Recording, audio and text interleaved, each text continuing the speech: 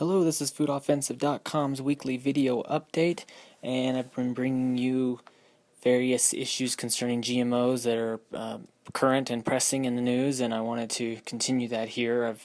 I've kind of been posting some videos being critical of Whole Foods and the whole what seems to be somewhat of a GMO scandal, I guess you could call it.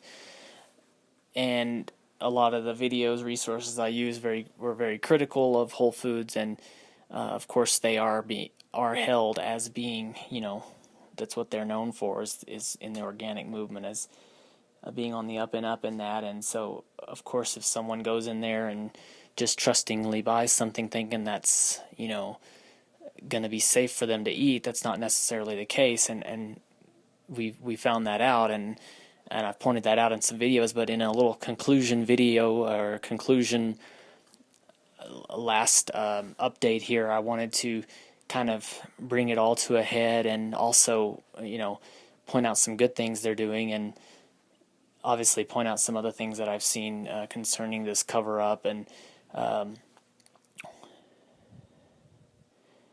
basically this, in this last this last weekend, which was around October 19th, they had a non-GMO sale. All the products that were non-GMO, for part of the GMO Verified project, those items were on sale. So whether you call it a damage control type thing or whatever you want to call it, that's what they're having as a sale on that. And to support GMOs, they say they're in support of Prop 37 with that coming up, but the problem is, they haven't given any money to that I could find. But as far as getting the word out there, they claim that they're doing that, so we'll at least give them credit for that. And also, I just wanted to point out the fact that they don't claim to be non-GMO. They do claim to have, using labels and logos, things on their building and their food trucks saying nothing artificial ever, and things like that. And of course, that would clearly be a violation in the terms of saying that to say that and then to serve GMOs. I get that, and I get the uproar over that, and definitely I was when I first heard about it. But I also understand that I have to be able to read labels, and that's where the GMO labeling comes in. And just people, I know people are busy, and you get there and you want to rush and try to grab a product and get out the door, and obviously if you don't read the back, you're pretty much, if it's not a non-GMO verified product, or if it's a USDA, not a USDA organic product, then it's going to be GMO. But if people aren't reading the labels, then you got to go beyond just the nutritional facts. You got to also look at what products are in it, and it really does take some research and things, learning about what companies, where they're sourcing their products from and stuff like that. And in covering and researching this whole GMOs at Whole Foods, I've also discovered a while back that they had a ABC News 7 put out a little special report concerning the fact that products, in the whole Whole Foods 365, that brand that they have of them, the products coming from China and it being organic, and how can they regulate that, and so on and so forth. And that goes back to reading the label, and obviously if you turn the package over, it says product of China in there, and so that is cause for concern. And then, the one thing I have critical of this video, and I'm playing a little bit of it right now in the background, but if you're watching the video version of this update, is the fact that they hark on the fact that it's California blend vegetables, and yet it's a product of China, and that's what customers are pointing out too when they confront them about it. And this particular woman doing the investigation, the I-Team investigation. But I need to point out the fact that since when did California blend vegetables mean that they're from California? That's just the term giving to it. So obviously that just plays on the ignorance, I guess, too, of people not knowing culinary terms and things like that. But I just wanted to point that fact out. But yeah, flip over the package and see that it's made in China, or a product of China in the case of frozen vegetables. And this 365 everyday value and everyday products that Whole Foods has, not all of them are organic also. So you got to look at, it either says organic or not. And so you also can't go into the assumption, going to the store with the assumption that, hey, every product that has the 365 brand that Whole Foods owns,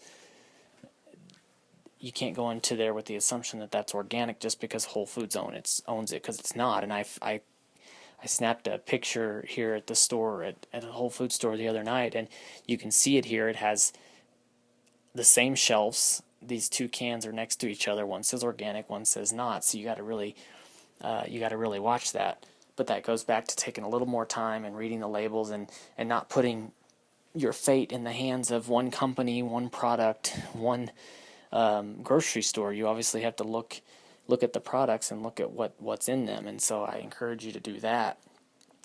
But of course, Whole Foods, running damage control or whatever the reason for, they're doing this sale, and obviously at the time of this video it's already passed, but they give some helpful tips on avoiding GMOs, and obviously go organic. The USDA organic standards do not allow GMOs. Another point they make is to look for the Non-GMO Project Verified seal. That's some of the products they have on sale at the store with their special non-GMO sale. You can buy the 365 everyday value organic food products, and the plant-based non-organic 365 everyday value food products are both sourced from non-GMO or non-genetically engineered ingredients. So, but you got to look for that organic label, and you got to look closer at the label. So that's a few things they point out as ways to avoid GMOs, and obviously, I think they really need to do a little more to educate the public as much as they can, because whether they want to, speaking of Whole Foods, whether they want to claim, the title of an organic store or part of the organic movement, or somewhere, or whatever you want to call it, a place we can trust when buying our products and avoiding GMOs and non-organic products. Obviously, whether they want that title or not, they've been given that. They've been at the forefront of the organics movement since Mr. Mackey started the company, just bootstrapped it, starting with one small store, and now it's a 70,000 plus employee business, multi-million-dollar profits a year business. Whether they want to be held as being known for GMO or being known for organics or not, that's a perception thing. I talk about perception with my employees all the time, about what the customers see us doing and what their perception is. It doesn't matter if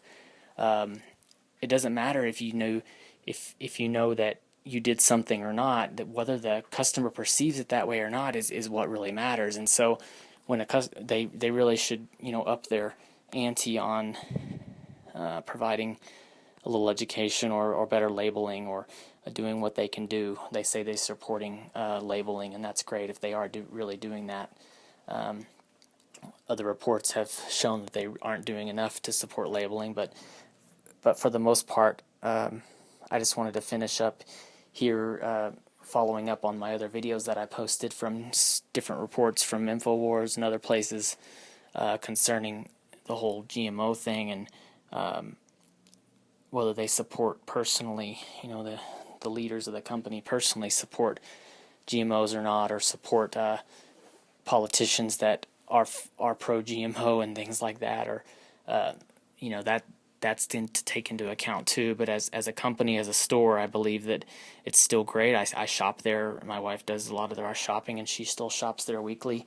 There's some things that we can't get at some of the small organic stores that we try to go to, but so we go there and we get them, and we get some things that we can get. And so obviously always reading the label, and that's my biggest push is I would say to read the labels and push for a GMO labeling initiative, and continue to beat that hammer, because most people that knew, if they knew things were GMO, they wouldn't buy them, and that goes to say a lot about what a consumer wants, and the company's not willing to do that, and in some cases are not willing to do enough to help pass legislation that would require labeling. And I would say that should be one of our biggest goals and biggest priorities in this food offensive movement, in watching what is in our food supply and where our food actually comes from, and it's properly labeling foods also, so that we know, and those of us that want to know what we're eating and want to choose what to eat can actually do that. And so that's one of my biggest priorities is to get this food labeling initiative passed. And so I encourage you to do anything you can to get the word out about that, and if you have a chance to vote for it, if you're in those areas, you can vote for it. And so my time's up this week, but until next time, this is foodoffensive.com coming at you from the front lines of our food supply. Thank you for joining me.